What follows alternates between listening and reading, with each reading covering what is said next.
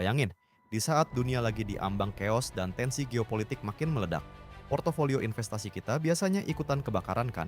Tapi minggu lalu, market justru kasih plot twist yang bikin kita semua geleng-geleng kepala. Saat semua orang teriak kiamat finansial, ada aset yang justru bangun dari tidurnya dan bilang, "Not today." Apakah ini tanda Bitcoin beneran jadi digital gold? Atau kita cuma lagi terjebak di dalam euforia yang berbahaya? Mari kita bongkar. Kenapa krisis global kali ini malah jadi panggung buat para smart money? Let's unpack. Faktanya, minggu lalu beneran jadi ujian berat buat mental kita semua. Ketegangan di Timur Tengah sempat menyeret Bitcoin terjun bebas di bawah level 63.000 dolar Amerika Serikat. Tepat pada tanggal 28 Februari 2026.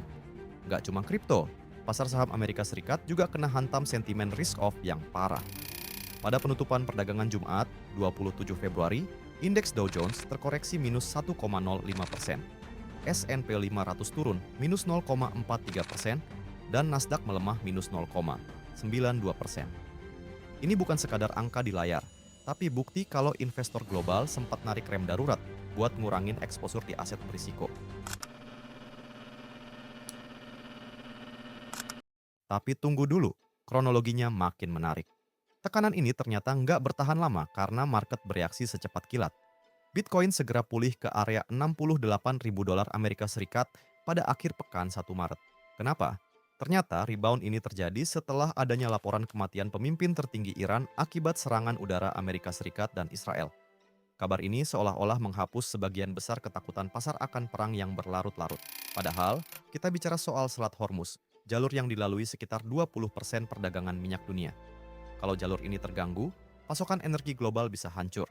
Tapi anehnya, Bitcoin justru berhasil bertahan di atas support krusial 68.000 dolar Amerika Serikat.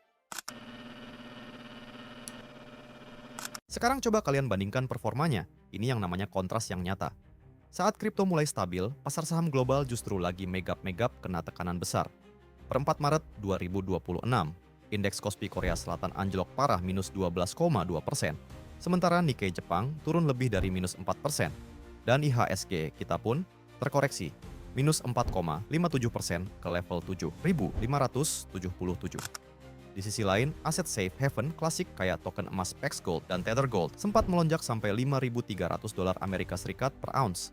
Tapi lihat perak, SLVON malah terkoreksi sekitar minus 7% ke 88 dolar Amerika Serikat per ounce. Pertanyaan kritisnya, kok bisa Bitcoin mulai dipandang sebagai pelarian likuiditas yang lebih agresif dibandingkan logam mulia? Analisisnya sederhana, ikuti pergerakan smart money. Setelah 5 minggu berturut-turut kena net outflow, ETF Bitcoin Spot akhirnya mencatat net inflow mingguan sebesar plus 787,31 juta dolar Amerika Serikat. Bahkan di pembukaan Maret, tepatnya tanggal 2 hingga 3 Maret, aliran dana masuk mencapai lebih dari plus 680 juta dolar Amerika Serikat hanya dalam 2 hari perdagangan. Institusi kayak Strategy Inc. lapor beli 3.015 Bitcoin senilai 204 juta dolar Amerika Serikat, bikin total kepemilikan mereka tembus 720.737 Bitcoin. Di pasar saham AS, rotasi sektor juga kelihatan jelas. Sektor energi, emas, dan pertahanan mulai naik daun.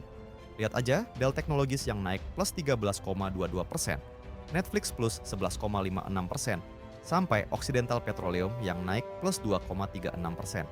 Ini sinyal kalau pemain besar lagi mindahin uangnya ke tempat yang diuntungkan kondisi geopolitik.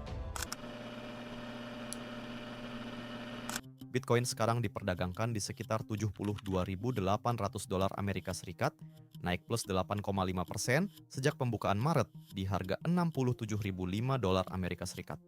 Kalau harga bisa bertahan di atas 71.000 dolar Amerika Serikat, target berikutnya ada di 76.000 dolar Amerika Serikat sampai 80.000 dolar Amerika Serikat.